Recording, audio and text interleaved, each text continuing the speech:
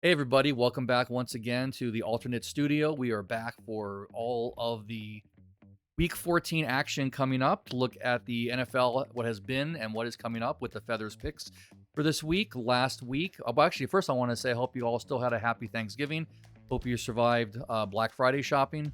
Not like it was when I was growing up. There used to be like people going out and body slamming grannies and arm barring babies Oh, gee. to get, a TV for $5. I guess there were still some deals out there, but I always said if you have to stand in line for 3 days to get a TV, you either don't need to save that much money because you don't have to have a job, or you could have made more money at your job and probably bought an even better TV.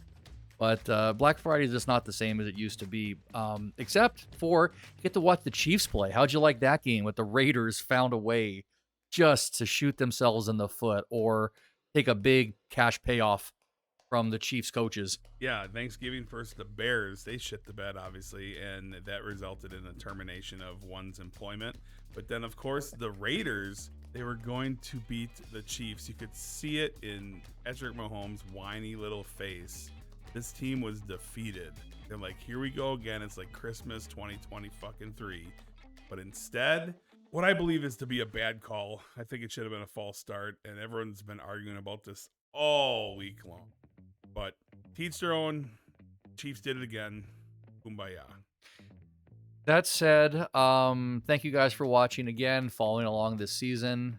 Remember, we're going to keep this going in some form that's not football related afterwards. So hopefully you enjoy hearing us talk because you'll be getting a lot more of that come February of next year. But that said, let's go ahead and throw up the graphic and let's get into the Feathers picks for NFL Week 14, the last week with buys. And that's bad for some of you guys in your fantasy football leagues.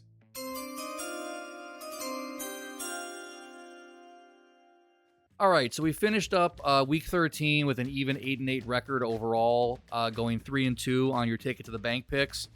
I'm sure you're going to have some choice words about some of these teams and some of these games because I was getting, again, a week of getting texts from people like the NFL is just crazy this year between the teams that won and the spreads that weren't covered. And I think Vegas probably made some good money this week. The definition of insanity, obviously, we know it. It's fucking doing the same thing over and over, expecting different results. But you know what? I picked the Jets again. I picked them in the Circa Millions. I freaking picked them on our podcast. Yep. Aaron Rodgers is up 21 to freaking 7, 10-yard line, about to go up 28-7, and he throws the ball to a 300-pound defensive lineman that goes and rumbles and stumbles for 90 fucking yards for a touchdown. That is the world of the Jets right now. Who had that on their Week 13 bingo card, as they say, right? It's crazy. So we end up losing that Jets pick, which is crazy to me. Aaron Rodgers was 75-0 in his career, leading 14-0 at home. 75-0. So, yes, am I a little bitter? Yes. Then you talk about the Cincinnati Bengals. I mean, they're literally the best 4-8, whatever the freaking bullshit record they are, 4-9, or Joe Burrow. Literally, get this. The entire NFL throughout the whole year, all 31 teams, only one time for 31 teams the whole year did a team score 33 points or more and lose. Joe Burrow has scored 33 points or more and lost 4 times.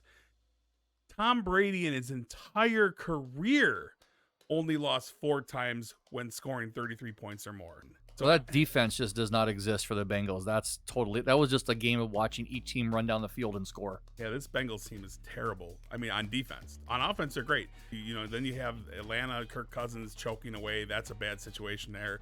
And then top it off with a BS late touchdown to make the Texans not cover. So our week overall could have been much better. I really should have been probably 4-1 on taking to the bank. But, hey, what are you going to do?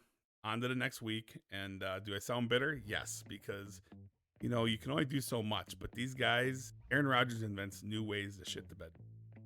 All right, well, let's look ahead, hopefully, to more promising things in week 14. I keep reminding myself we're already with 5 weeks left in this season before the playoffs. We're going to open up Thursday Night Football at the usual 5:15 p.m. start time. Okay, this is the game. I was curious what you were going to say. I kind of knew what your pick was, but I can understand it. It is the Green Bay Packers at the Detroit Lions. The Lions are 3.5-point favorites. The Lions are beat up. The Packers are like your, secret wife. And how do you feel about both of those? So the Lions literally were on the brink of losing this week on Thanksgiving. I had them to cover the 10 points, and I knew it was a little bit scary. And yeah, the truth is on defense, they are really beat up. They were already thin on pass rushers and defense in general, and 4 more guys went down on Thanksgiving on the defensive side of the ball. They have a great running game. We know this. Montgomery's a little bit banged up, which could be problematic. Now it's Green Bay going to Detroit. Green Bay's still being overlooked a little bit. The way people talk about Green Bay, I don't know if they got Green Bay fatigue, so they kind of are downgrading where they're at. But I think they're going to show the world who they are. Their defense is one of the top defenses in the league, I believe. Their defensive backs are strong. Their pass rush is good. They turn the ball over on the other offense. They get turnovers. They make plays. This Lions team is great. Dan Campbell has these guys playing hard. I think this Green Bay's going to get them. Bottom line, Green Bay's going to cover. I'll take 3.5 points all day long. The hook and everything, plus 3.5 Green Bay. Take it to the bank. Boom. Jordan Love has been spectacular the last 3 weeks, just like last year. He came on the second half of the year and was dominant. And he didn't have anywhere near the record he did going into this game last year. They are primed to make a run, and I'm going to call it right now. Green Bay wins 13 games minimum this year in the regular season. Green Bay's going to finish no worse than 13-4, and possibly they might run the table all the way through 14-3. Let's go to Sunday morning, usual 10 a.m. start time. Kirk Cousins is going to make his return to the Minnesota Vikings stadium. I forgot what it was called. And it's okay US because Bank, maybe? Is it US Bank? I don't know. I think It's okay. Is it the Mall of America? That would be awesome. Play at the Mall of America. Just call it Deliverance. The Atlanta Falcons on the road take on the Minnesota Vikings. Vikings are a 5-point favorite. Kirk Cousins versus the still pulling out win, Sam Darnold. Yeah, so the Falcons, they really crapped the bed last week, obviously. This team has a lot of talent on offense. Kirk Cousins basically failed this team. I think he threw 4 interceptions last week. 4 interceptions, 0 touchdowns. They're calling for his removal. Literally, they're calling for Michael Penix Jr. and see what he can do. You know, they're seeing success with like Bo Nix and some of these other younger players.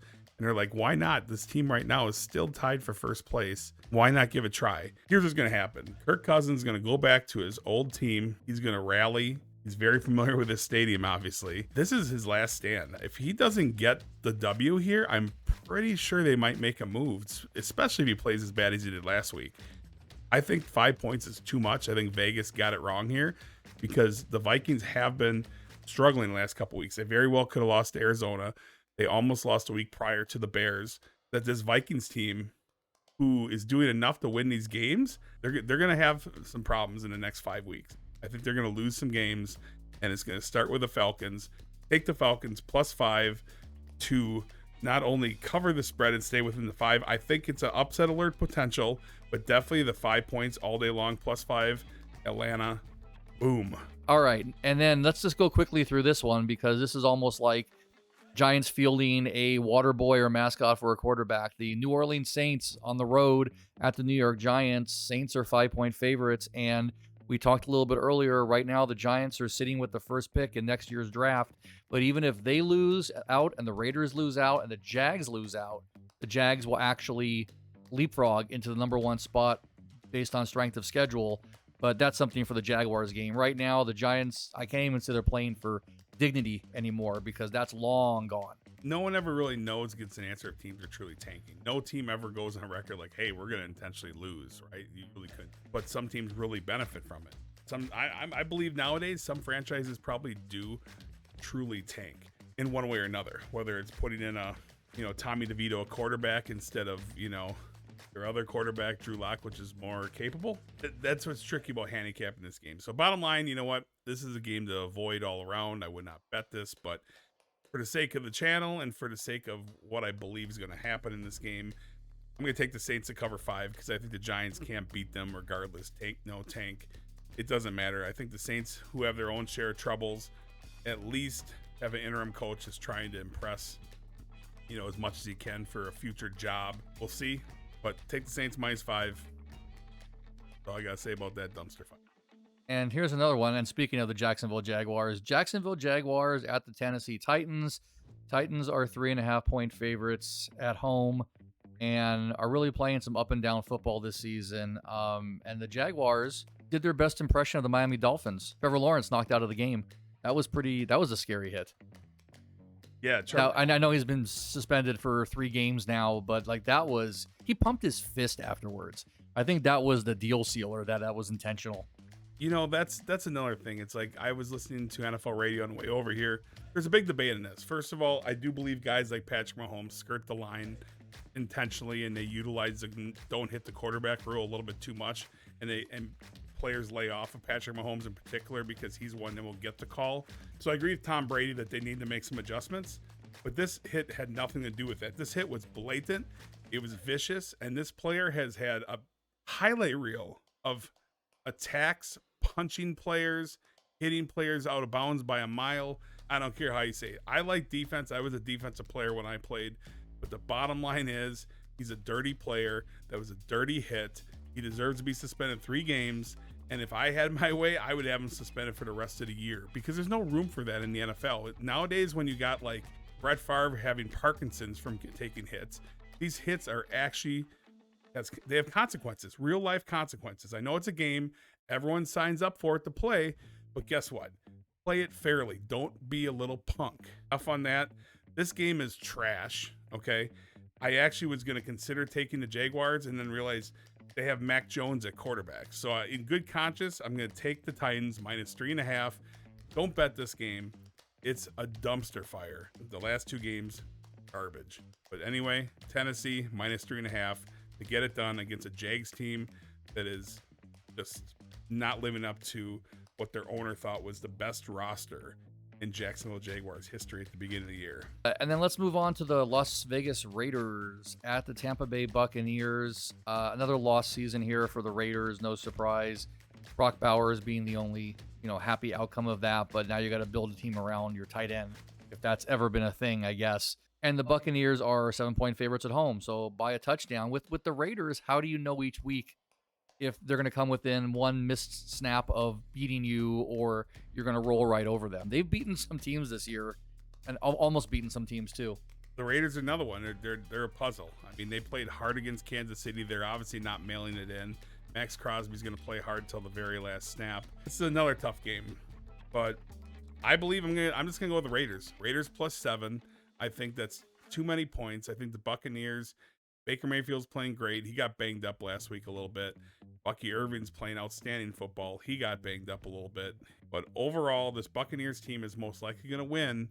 But I think 7 points is too much. We're going to take the Raiders +7 to just get under that line and get the win. Not in the game, but the spread. And then next morning game is the Cleveland Browns at the Pittsburgh Steelers. The Steelers are 6.5-point favorites, and we just watched the Browns play last night. I didn't actually watch the whole game, and I read about later and saw that Jameis Winston threw for something like 470, or he had all total 474, 494 yards, all the touchdowns in the fourth quarter. Like, he set records and lost the game. It was a perfect Jameis Winston football game. He's one of the only guys that can throw for almost 500 yards and lose a football game. But then he has 2 pick sixes. He almost had 3 pick sixes. So he had 3 total interceptions, 2 of them for pick sixes, and 1 ran back for 50 yards. This Browns team, they're still playing hard. They didn't get the memo that they're eliminated. They got a lot of heart, and I'll give them that. And this team has got pride in their solid defensive team, and they're coached well by a coach that's had a really, had success the last couple of years. But with the whole situation with Deshaun Watson and that contract, they're in trouble. It's just been a mess. 6.5 points. The Steelers have been playing great, but you know what? I think that they're going to most likely get the win, but 6.5 points in a division battle, a division war, is too much. We're going to take the Browns +6.5. They're going to stay within the cover. It's possible there could be an upset, but likely they're just going to stay within the 6.5 and cover. Here's a game I think is going to be picked solely on the spread. The Carolina Panthers at the Philadelphia Eagles. I didn't look ahead. I think this is the biggest spread of the week so far. The Eagles are 12.5-point favorites against the Panthers. Eagles are at home. Am I right? Is this basically picked based on the point spread. Yeah, it comes on the spread. I mean, the Eagles are playing outstanding. They're the hottest team in the NFL by far. Both sides of the ball, they're doing really well. Bryce Young is coming on, though. He's looking pretty good the last couple weeks. Adam Thielen's playing well. Chuba Hubbard lost that game for them last week by fumbling in overtime. Yeah, Carolina's playing hard football right now, and they're not quitting. Okay, so I think the Eagles have a letdown. I think the Eagles have a schedule to look ahead to. They're going to get the win, okay? The settle down Eagles fans are not going to pick a loss, but guess what? We're going to take the Panthers plus 12.5. Too many points. It might even come down to they're up 17 late, give up a garbage touchdown. Eagles still win by 10 or in that neighborhood. All is well. But for the bettors out there, Carolina plus 12.5, cha-ching. And the last morning game, a divisional game that really only holds any kind of standing for one team. That is the New York Jets at the Miami Dolphins. Dolphins at home, 6 points favorites. You mentioned the Jets earlier already. Aaron Rodgers. Maybe it's time to sit down, Aaron Rodgers, and say good job. Go to the Hall of Fame. Dolphins obviously playing to keep wild card hopes alive. And Jets also now. There's no happiness in New York this season as far as teams making any expectations. If I'm the Jets, I would have just literally gave him his outright release after the game and just said, have a good one. It didn't work out. The experiment went about as well as it did when we had Brett Favre here many years ago. I mean, I just don't even know what to say. Breece Hall isn't doing anything. The guy's fumbling and shit in the bed. Garrett Wilson didn't catch hardly anything. Aaron Rodgers can't seem to get out of his own way. Mr. Interception, when he was never the interception guy his whole career in Green Bay. Devontae Adams even dropping balls. Maybe it's a Jets curse. Maybe the Jets literally franchise destroys potential good players. Maybe Sam Darnold was good all along and it was the Jets to blame. I don't know what's going on, but all I know is the Dolphins, who have a slim playoff hope, are going to get it done. They had a rough one against Green Bay, but once again, they're not built for the cold. We all know that. They better get the win now because Miami has 2 tough cold weather games the last 2 weeks of the year against bad teams, but it's going to be super cold. So we're going to find out if they can get the monkey off their back against 2 really bad teams at the end of the year. The Miami Dolphins will get it done. -6. They're going to cover against the Jets. And maybe this is a week that Aaron Rodgers gets pulled or they cut him the following week, because what's the point? What are they even having him on the field for? Anyway, Devontae Adams going from one bad team to another. Devontae Adams is like, why did I ever leave Green Bay? All these guys do is win over here, and all I do is lose. Like he misjudged Jordan Love. He was scared that Jordan Love may not be the guy. It has not worked out. So the moral of the story is never chase after your friends in the NFL to go play with them, because that is not a winning recipe unless your name is Rob Gronkowski coming back to play in Tampa Bay with Tom Brady. All right, 1:05 p.m. Seattle Seahawks at the St. Louis Cardinals. Wow. What game am I watching? The St. Louis Cardinals will fuel a 9-man team. That's a new one. I'm now going to mess up the Cardinals. I haven't yet, and that's added to the list. Now you're in a whole different sport. I didn't even say the Rams. I said the St. Louis Cardinals, but it's the Seattle Seahawks at the Arizona Cardinals. Cardinals 2.5-point favorites at home. Yeah, the Cardinals, they fell short last week. They had a decent game against Minnesota, and they didn't hold. The Seahawks, on the other hand, found a way to beat the Jets. This is a big division battle. Seahawks are in first place. This is going to be for first place at this point. Seattle wins. They get a nice little lead. Cardinals win. They're back on top again. Cardinals -2.5 to the bank all day long. Pretty standard situation here. I'm going to go with the home team all day long in a division battle. Cardinals at home. They're going to do better. Todd McBride is a beast. Marvin Harrison Jr. made a really good catch last week. He's looking better as a rookie. Kyler Murray, I think, is going to play a little less Call of Duty this week. Therefore, being more well prepped. You know, actually, I think with the last Call of Duty coming out like 6 weeks ago, we should compare Kyler Murray's stats from like pre-release, pre-launch of the game and post-launch, and just actually see maybe we can draw some kind of inflection on the difference in stats. You might be onto something. But then also on to the 1:25 p.m. games. The clearly unstoppable Buffalo Bills are on the road at the Los Angeles Rams and the Bills are 4-point favorites, which, given their dismantling of the 49ers, but also the 49ers having to travel to the snow, I'm surprised it's not a bit higher. But is anybody going to stop the Bills at this point? I mean, the Rams, they got that solid offense. I mean, Cooper Kupp fell short last week. Not a lot of action for him, but Puka was okay. Kyron Williams ran okay. This team at home does pretty well. I mean, they have the offensive weapons. Can they protect Matt Stafford? That's been a problem. The Bills are playing great football. This line seems trappy to me a little bit. I mean, it is 4. It's not like they put it at 3 or whatever. Yeah, I have a weird feeling. I think the Bills are going to win this game. I believe they're going to cover, but it's one of those that maybe I would steer clear of it because I feel like all of a sudden the Bills are going to win by 3 and not cover. I think the Bills win, so if you want to make a bet, take the money line on the Bills. But as far as the spread goes, we're going to go with the Bills -4. They very well, maybe we're overthinking this, and maybe the Bills are just going to roll over them. But I have a weird feeling about this game. I know the Bills are going to keep playing hard because they want to get that number 1 seed, and they have the tiebreaker. So as soon as KC loses, the Bills are instantly the top seed, as long as they don't lose first. Bills get it done. They get the win. I feel like they're not going to cover. Take the money line as my preferential bet. But if I have to pick a spread, not going to go against the Bills here. Bills -4. Boom. And the last afternoon game, let's call it the Lost Season Bowl. It is the Chicago Bears at the San Francisco 49ers.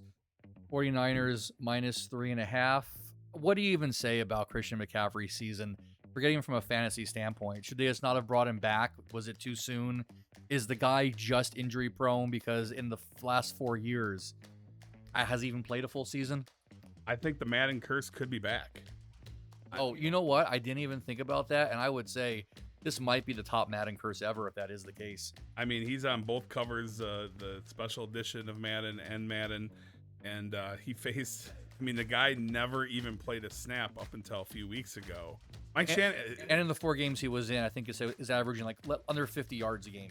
What's his average? I mean, Kyle Shanahan is catching heat because in those slippery conditions, he's saying that maybe McCaffrey should have been playing possibly, but they needed to win the game, right? I mean, they can't afford to lose because they're pretty much on life support already. Should they have pulled him? Hindsight is always 20/20. Whenever you play the Bears, it's a get right game usually. Okay, nothing says curing the wrongs of your team than playing the Bears. The head coach of the Bears wasn't even an offensive coordinator up until the week or so prior, a couple weeks prior. So this coach has gotten the biggest ascension into the head coaching ranks, the quickest of all time. The veterans are fed up with it. DJ Moore, Keenan Allen. Keenan Allen's like, man, why did I ever come to this team? I mean, he probably wishes he would have retired. The 49ers are going to get it done. I know the 49ers are short a bunch of players on defense. They're short some offensive players. As long as they have George Kittle, Brock Purdy, and a couple other cast members on this team at home, San Francisco. Chicago is not traveling to San Francisco and getting it done. It's not going to happen. Take the Niners -3.5. Too little, too late probably for them, but at least they're going to beat the Bears. And the Bears still suck. How about Josh Allen? What was it the first time somebody's ever gotten a rushing touchdown, a passing touchdown, and a passing reception in a game? Yeah. I think that was insane. Well, here's a weird stat. It counts as a receiving touchdown and a passing touchdown, but he doesn't get credit for the catch. Okay. So I think the catch goes to Amari Cooper. Weird, right? So for fantasy wise, it probably shook some stuff up because he got an extra 6+ points out of that. So that was insane. That was just a brutal game for the 49ers. Yep. Sunday Night Football, 5:20 p.m. Los Angeles Chargers at the Kansas City Chiefs. Chiefs -4. Which side are you taking on the Chiefs spread this time? And just throw a dart. It's just not been your year for the Chiefs. Yeah, I pick with them. They run me over. I pick against them. They run me over. I've gotten them right a few times. I got them right against the Bills. I got it right against Carolina. This one, though, I'm seeing it clearly. Literally, I had a vision. I'm telling you right now, Jim Harbaugh and this Charger team is poised. Their defense is solid. They have one of the best defenses in the National Football League. It's unfortunate they lost J.K. Dobbins. Their running back that was having a great year. He's on the IR. But they're going to step up. But a guy named Justin Herbert coming together. Lad McConkey. his rookie wide receiver, is doing outstanding things. The Chiefs, on the other hand, they literally are the worst. Are they 11-1 now? I'm so 11-1. Yeah, 11-1. I don't care what you say. The point differential after 11 games is the worst in NFL history. They've gotten lucky countless times. They very well, instead of being 11-1, could be 6-5. That being said, they're not. They're 11-1. I understand. They're gonna be 11-2 after the game Sunday Night Football, because the Chargers are gonna come into Kansas City Chiefs land, and it's gonna be ugly. Chiefs lose by double digits to the Chargers. Yes, double digits. Take the Chargers to the bank all day long. +4. The points, you won't need them, but you know what? +4 is the pick. But I'm calling upset alert in Kansas City. The frauds are going to be exposed, and I'm going to tell you right now, the Chiefs are going to lose 3 of their last 5 games. Take it to the bank all day long. Chargers +4. Boom. Let's move on from that. The Chiefs are the bane of your existence, and but you're right. You know, this whole year they have not looked like a good team, but you have a vision, and let's hope it comes true. Let's round out Week 14 on Monday Night Football. Here we go. Disappointing all around for fans and bettors. The Cincinnati Bengals are at the Dallas Cowboys. Bengals are 5.5-point favorites on the road. Cowboys are, I mean, they've had a little bit of success lately, but is it going to translate to anything in that division? No. But if you got to put this into a betting perspective, what side do you take? I mean, with the best 4-9, 4-8 Bengals, whatever they are. I gotta stop teasing you. Whatever their record is, they've always been the best of that. But I think maybe it's time to let it go.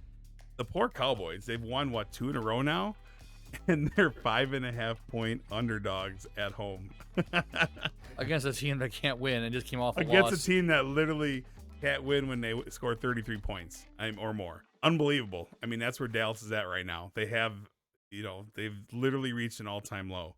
Are the Bengals motivated to win? I mean, I guess in a perfect world, the Bengals could run the table and maybe get the 7th seed, but it's very unlikely now because Denver has all but closed the door on them at this point. This is a tough one. Just don't touch this game, because really the Cowboys are the only team that's playing for something yet, but really is their hope floats and they're sinking, okay? So there's not a lot of hope in this game.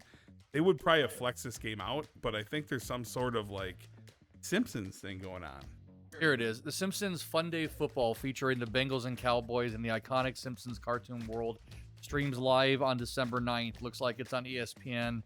And I'm guessing they're going to motion capture the game and the plays, and you're going to watch them as Simpsons characters. I mean, that's how you have to make this game good. You have to bring the Simpsons into it. And that show has been failing for years. Yeah, I just know that they can't switch out the teams because of that purpose. So we get to be stuck watching the Bengals and Joe Burrow. Poor guy. The guy is having an MVP year. Every other quarterback that's done anything close to what he's done have had monster records and just been dominating. So you got to feel bad for this team. It's just because they may not be back next year. I mean, they're going to lose to T. Higgins, a free agency. They got to pay Jamar Chase. Can they afford him? I think they do. But this defense, they need to definitely, if anything, the Bengals need to lose out so they can draft all defense next year and hope that they're going to do well. Take the Bengals -5.5. It's a shit show. Probably don't even bet it, but I don't have the heart to take the Cowboys because they're the Cowboys. And when you lose just about every home game for the last 7 or 8 home games by double digits, with the exception of last week, we're going to go Bengals, though. They're going to get the cover. Joe Burrow, they're going to keep playing with heart. Jamar Chase is trying to get paid monster, and he's going to get paid monster. So I think the Bengals have enough in them that they're just going to be able to run over the Cowboys and at least cover the 5.5. I wonder if with this new technology, they can also do voices every time, someone gets sacked on the Cowboys. It goes, "No!" and then woo for a touchdown and excellent.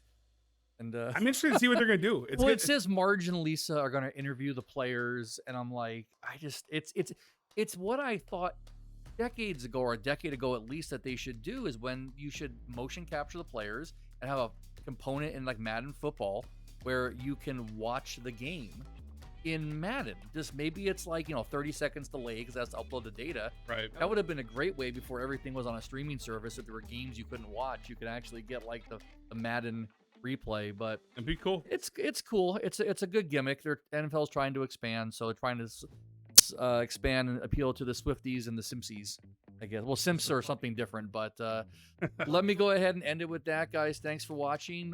Please make sure you like and subscribe. We're trying to hit 1,000 subscribers by the end of the year, so tell a friend, or if you've been watching and haven't subscribed yet, please click it down below. It will really help us grow the channel in the future.